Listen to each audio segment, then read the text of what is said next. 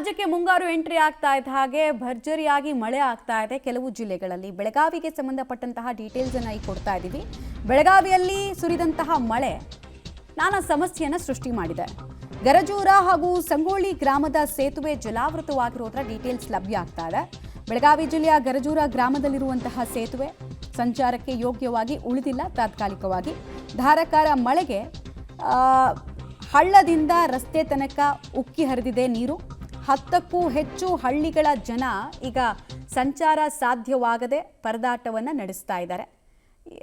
ಇನ್ನು ನೀರಿನ ಪ್ರಮಾಣ, ಎಷ್ಟು ಪ್ರಮಾಣದಲ್ಲಿ ನೀರು ಹರಿತಾ ಇದೆ ಆ ಭಾಗದಲ್ಲಿ ಸೇತುವೆ ಮೇಲೆ ಅನ್ನೋದನ್ನು ಕೂಡ ನೀವು ನೋಡ್ತಾ ಇದ್ದೀರಾ. ಕೆಲವರೆಲ್ಲ ಅದರಲ್ಲೂ ಅಪಾಯಕಾರಿ ವಾಹನ ಚಾಲನೆಗೆ ಮುಂದಾಗ್ತಾ ಇದ್ದಾರೆ. ಬೆಳಗಾವಿ ಮಾತ್ರ ಅಲ್ಲ, ರಾಜ್ಯದ ಹಲವೆಡೆ ವರುಣರಾಯ ಅಬ್ಬರಿಸಿ ಬೊಬ್ಬಿರಿತಾ ಇದ್ದಾನೆ.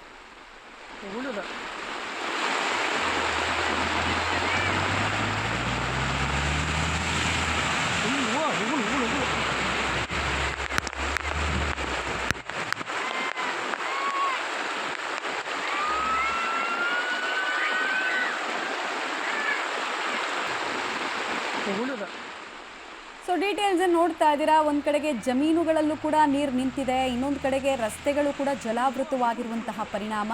ಕೃಷಿ ಚಟುವಟಿಕೆ ಆರಂಭ ಮಾಡೋದಕ್ಕೆ ಕಾಯ್ತಾ ಇದ್ದ ರೈತರಿಗೆ ಖುಷಿ ಸುದ್ದಿ, ಮಳೆಯ ಆಗಮನ, ಶುಭ ಸುದ್ದಿ. ಇನ್ನೊಂದು ಕಡೆಗೆ ಈ ನಗರೀಕರಣ ಮತ್ತು ಅವೈಜ್ಞಾನಿಕವಾಗಿ ಕೆಲವು ಕಡೆ ರಸ್ತೆಗಳನ್ನು ನಿರ್ಮಾಣ ಮಾಡಿರೋದು ಅಥವಾ ಬ್ರಿಡ್ಜ್ಗಳ ಹೈಟನ್ನು ಸರಿಯಾಗಿ ನೋಡದೆ ಕಟ್ಟಿರೋದು, ಅಲ್ಲೆಲ್ಲ ಪ್ರಾಬ್ಲಮ್ ಪ್ರತಿ ವರ್ಷದಂತೆ ಈ ಸಲ ಕೂಡ ಗೋಚಾರವಾಗ್ತಾ ಇದೆ. ಬೆಳಗಾವಿಯ ಈ ಭಾಗ ಇದೆಯಲ್ಲ, ಇಲ್ಲಿ ಮಲಪ್ರಭಾ ನದಿಯ ಉಪನದಿಗಳು ಹರಿತಾವೆ. ಇದರ ಪರಿಣಾಮ ನದಿ ನೀರಿಗೆ ಜೀವಕಳೆ ಅಂತೂ ಬಂದಿದೆ. ಡೀಟೇಲ್ಸ್ ಕೊಡ್ತಾರೆ ದಿಲೀಪ್. ಬೆಳಗಾವಿಯಲ್ಲಿ ಅತಿ ಹೆಚ್ಚು ಸಮಸ್ಯೆ ಆಗಿರೋದು ಯಾವ್ಯಾವ ಭಾಗದಲ್ಲಿ? ಇಲ್ಲಿ ತನಕ ಅನಾಹುತದ ಪ್ರಮಾಣ ಎಷ್ಟು ಅನ್ನೋದು ಗೊತ್ತಾಗ್ತಾ ಇದೆಯಾ? ಮಮತಾ, ಪ್ರಮುಖವಾಗಿ ಬೆಳಗಾವಿ ಜಿಲ್ಲೆ ಅಂತಂದ್ರೆ 7 ನದಿಗಳ, ಸಪ್ತ ನದಿಗಳ ನಾಡು. ಅದರಲ್ಲಿ ಈಗ ನಾವೇನು ಸುದ್ದಿ ಮಾಡ್ತಾ ಇದೀವಿ, ಇದು ಬೆಳಗಾವಿಯ ಗರ್ಜೂರು ಮತ್ತು ಸಂಗೊಳ್ಳಿ ಗ್ರಾಮ ಸಂಪರ್ಕ ಸೇತುವೆ ಜಲಾವೃತ ಆಗಿರುವಂತದ್ದು.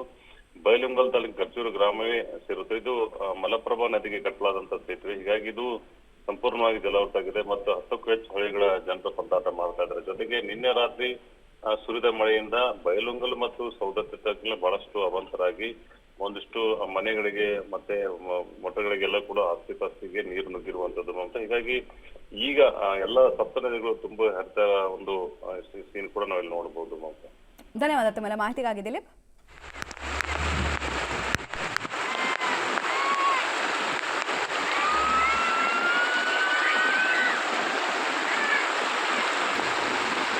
ಉಳಿದ